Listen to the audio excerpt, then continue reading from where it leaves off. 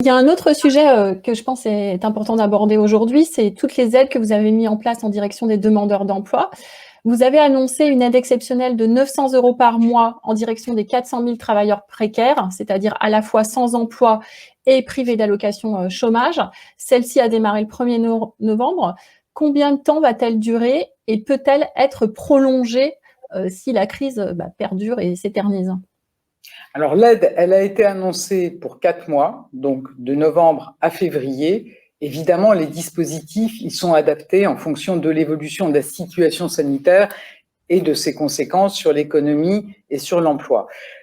Peut-être dire qu'on n'a pas le même bouleversement du marché du travail dans ce deuxième confinement. C'est lié à ce que j'évoquais sur le fait qu'on a voulu maintenir l'activité.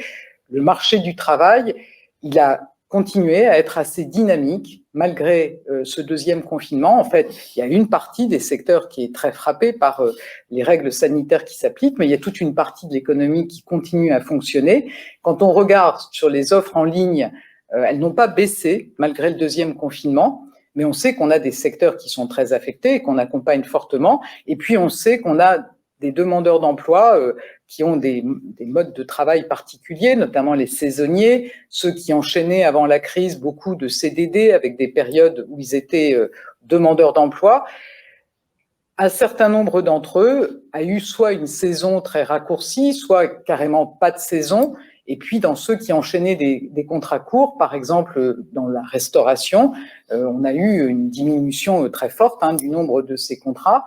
Et donc, c'est pour ça qu'on a mis en place cette aide spécifique pour ceux qui travaillaient beaucoup avant la crise et dont le mode de travail a été complètement percuté par la crise. Donc, à ce stade, c'est de novembre à février. On avisera en fonction de l'évolution du contexte sanitaire et donc de ses conséquences sur l'activité économique et sur l'emploi. On a aussi beaucoup de questions sur le prolongement des droits aux allocations chômage. Je vous prends un exemple, on a Thomas qui travaille justement dans la restauration, qui arrive en fin de droit et qui vous demande: les droits aux allocations chômage seront-ils prolongés pour toutes ces personnes qui se sont retrouvées au chômage durant la crise du coronavirus ? Les droits, ils sont prolongés. Moi, le Premier ministre et moi, on a annoncé qu'on prolonge les droits de tous ceux qui arrivent en fin de droit pendant le confinement, c'est-à-dire au mois de novembre, mais même aussi au mois de décembre. Tous ces demandeurs d'emploi qui auraient dû arriver en fin de droit en novembre ou en décembre toucheront une allocation sur le mois de janvier.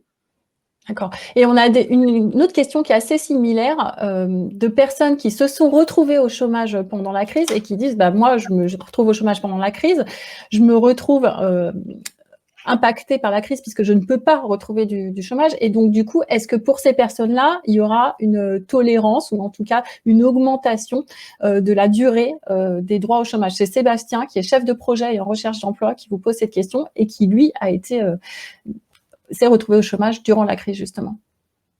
Alors, c'est les demandeurs en fin de droit qui sont effectivement, dont l'allocation est prolongée jusqu'à fin janvier.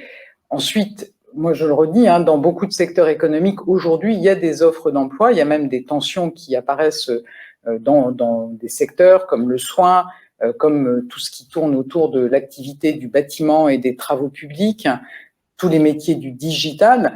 Donc là, je pense qu'il faut vraiment les services publics de l'emploi, Pôle emploi, les missions locales, l'agence pour l'emploi des cadres sont restés ouverts et il y a des offres d'emploi. Donc je pense important qu'on puisse continuer à accompagner les demandeurs d'emploi pour qu'ils retrouvent un emploi malgré la situation actuelle. Et justement, vous avez prévu une réforme de l'assurance chômage en avril, pourtant censurée par le Conseil d'État sur la question du bonus-malus et sur le calcul du salaire journalier de référence. Les syndicats craignent que cette réforme fragilise les plus précaires. Est-ce que le texte va être ajusté d'ici le 1er avril? Et si oui, qu'est-ce que vous envisagez en la matière? C'est des sujets sur lesquels on a une concertation avec les organisations syndicales et patronales depuis le mois de juillet dernier. On a pris la décision de reporter la mise en œuvre de cette réforme au 1er avril pour tenir compte de la situation particulière au plan sanitaire et donc au plan économique et de l'emploi. Évidemment, on rediscute de tous les paramètres de cette réforme de l'assurance chômage. Il y a des paramètres sur la durée pendant laquelle il faut avoir travaillé avant d'avoir des droits. Il y a effectivement le système du bonus-malus, là, il concerne plutôt les employeurs. Moi, je voudrais rappeler que la philosophie de cette réforme, c'est d'être incitatif pour les employeurs pour proposer des meilleurs emplois. On sait que la France, on est un peu les champions d'Europe des contrats courts. Donc, le système de bonus-malus, il doit donner une incitation aux entreprises à proposer des contrats plus longs. Et puis, du côté des demandeurs d'emploi, l'objectif, c'est de s'assurer que quand on reprend un emploi, on gagne plus que quand on est demandeur d'emploi. Donc, ces principes-là, je pense que, je dirais, quelle que soit la situation économique, on voit bien qu'ils restent pertinents.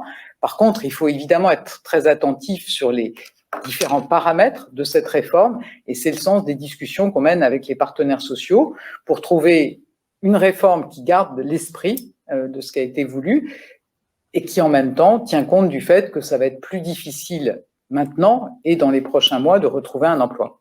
Donc il y a des discussions en cours, une réforme et des adaptations qui seront faites compte tenu de la situation, si j'ai bien compris.